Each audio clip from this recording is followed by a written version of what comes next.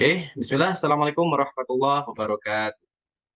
Waalaikumsalam Waalaikumsalam warahmatullahi wabarakatuh. warahmatullahi So, introduce. My name is Muhammad Luthfan Hermawan with student number 232122057, and I'm here with my friends. And Taufik, you can explain about yourself a little bit. Hello everyone, my name is Rahman Hadid with student identification number 232122085.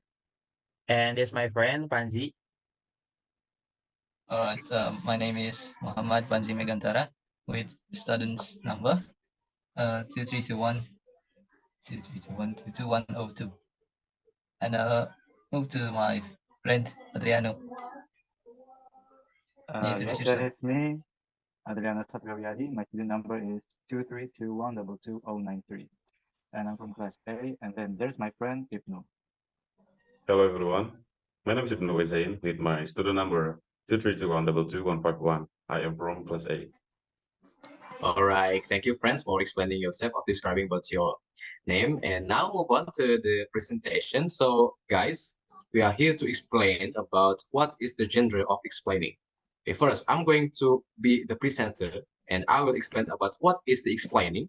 And then I will also talk about how, the purpose of it and also the types of explanation. All right. First is what is explanation? So, as you can see on the presentation or the PPT, it says that the genre of explaining is a fundamental language function for understanding the world and also how it operates. So shortly, it is to understand about how we gonna know about the systematic of the world or the subject that we are interested in. And the process of explaining is also used to logically sequence the way that we and our environment physically function, as well as understanding and interpreting why cultural and also intellectual ideas and concepts prevail. And for the explanation text, it also gives you an information about a subject that you are interested, like I've said before, in and would like to know more about that, the subject that you are interested in. So shortly, for the explanation, for the explanation itself is the fundamental language function for understanding the systematic of the world that we live in. All right, now move on to the next section is about the purpose of explanation itself. All right, so the purpose of explanation, it is to written to explain and to highlight how and why something in the world happens, like I've said before in the definition of the explanation. So explanation is about actions rather than about things. Explanation play a valuable role in building and storing our knowledge. Technical and scientific writing are often expressed in this form to know about the subject that we are interested in or our environment interested in. All right, we can move on to the next section. So in this section, we are going to know about the types of explanation. All right, like I've said before in the purpose and also in the definition of explanation itself, we can make it separate and it says, or it can be said like types of explanation. So for type of explanation, there is two. The first is explanation of how, and the second is explanation of why. So for the explanation of how is actually explain an occurrence or how something works. For example, like if you are trying to ride a motorcycle, you have to know about like for example, like motorcycle. In explanation of how, we can ask the motorcycle like how it's working, how the engine is working. So for example, like that. And it's also maybe mechanical explaining, like I've said before, how a motorcycle works, how the engine works, etc. And that is for the explanation of how. And then move on for the explanation of why. So explanation of why is explain why things happen. For example, why object expand and contract, and also why bathroom mirrors mist up when we shower. Yet another type may explain the similarities and also differences between object, and a final type would explain how to approach a problem that has to be resolved. So that's for the definition, purpose, and also types of explanation. All right, I'm going to move it to my friend Ibnu. You can take your time. Okay, thank you, Luthfan. I'll take it from here. So I'm gonna explain about the structures. So in the structures, there is a thing like title, general statement introducing or identifying the phenomenon, series of sequenced paragraph. The third is concluding paragraph. The fourth is level diagram and flow chart. Next.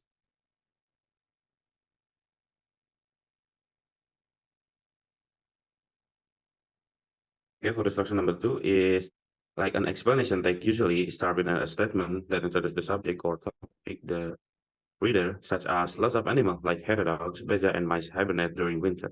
The second is next there come a series of steps that explain how things happen or the reason why, such as this is because it gets much colder and darker during the winter months. When it gets colder, food like berries and insects become harder to find. Therefore, some animals find a safe place to sleep and store energy until the plants start to grow again and food is more plentiful. The third is these steps continue until the question has been answered or the explanation is complete. Next.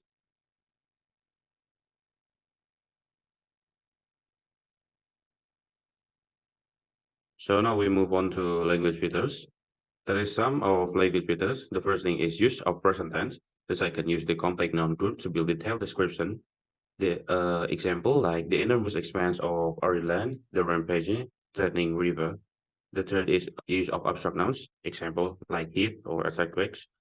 Next is use of pronouns for word already introduced in the text. Next, usually the subject is not human. Example like mountains, rain, or video. Next is use of sentence that have a clear subject and verb agreement.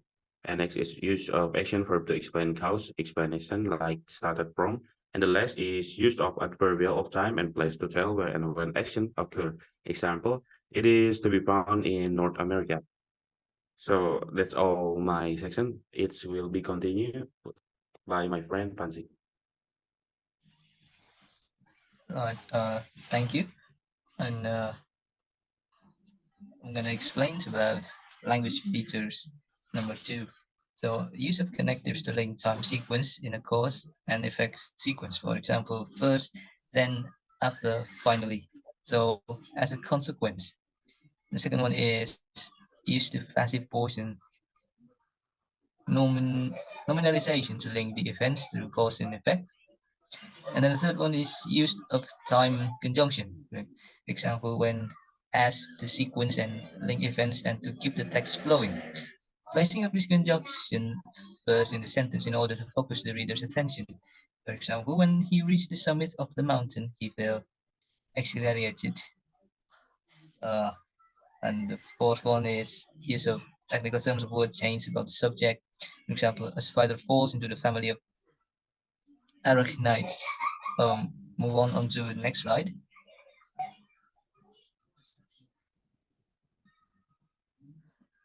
And also, explanation text often include diagrams, pictures, or charts to help you understand. And diagrams and charts always have a title, and pictures will always have a caption underneath. And move on to the next slide.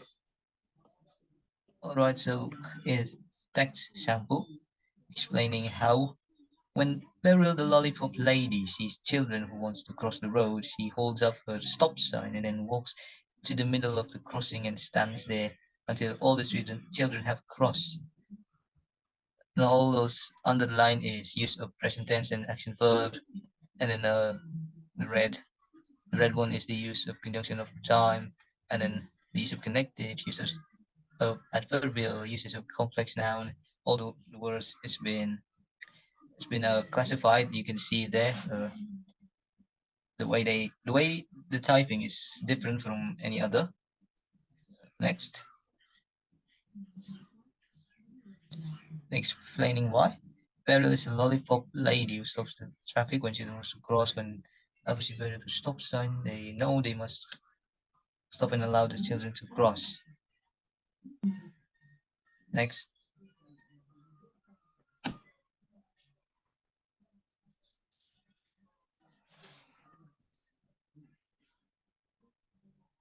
All right, I think that's it for the explanation. Oh. Thank you, Megan, for your time. And now we Yeah. are going to move on to the next section. It is about connectives. All right.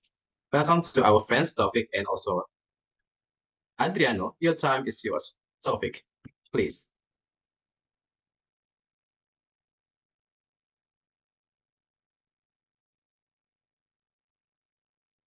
All right. So Now we continue to connective sections.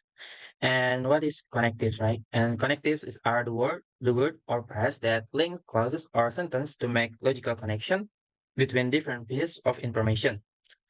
Connectives, there's a lot of types. The the first is adding connectives.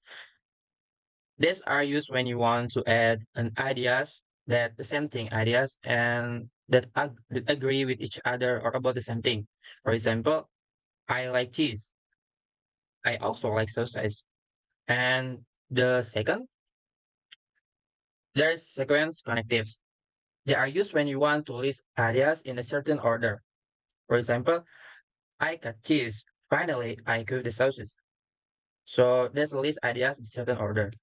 Um, the third, there is emphasizing connectives that are used when you want to stress a point as being very important.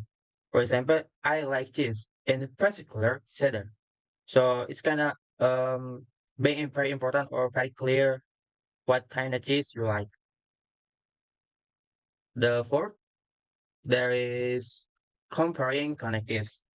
These are used when you want to compare ideas that are similar or the same as each other. For example, I like cheese. Equally, I like sausage. All right. Um, maybe this is for me.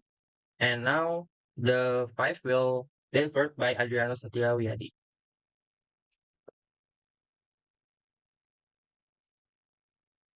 Adriano, you still in mute, bro.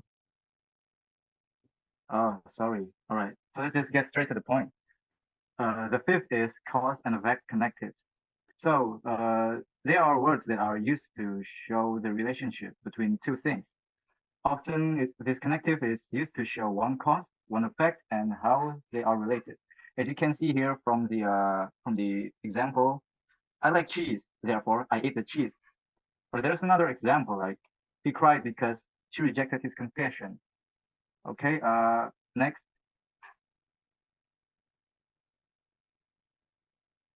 Okay, then the sixth is qualifying connectives. These are used when the first idea in your second sentence relies on the second part happening. So this is a connective that joins two parts of a sentence together, so the sentence makes sense in a whole. And there are the words here that you can use in qualifying connectives. There are however, although, and except, and there's also as long as. So there's an example here. Here, I'll cut the cheese as long as you get the knife. Okay, next slide. The seventh is illustrating connectives. These connectives are used when you want to give an example to back up the first part of your sentence. As you can see here from the example, well, it's always about cheese. I like cheese, such as cheddar and red Leicester. Okay, last slide. Okay, the last one is contrasting connectives. So contrasting connectives is words or phrases that are used to show difference or opposition between two ideas here.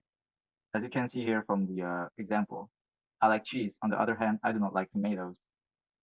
Or maybe there's another example like, I love you, but I have to kill you. And there are the words for contrasting connectives here, whereas instead of alternatively, otherwise, unlike, and on the other hand. And these words they can be used in contrasting connectives. It's to make the writing more interesting and to add variety, and they can be used in certain situations. Okay, that is all the explanation about connectives. Thank you.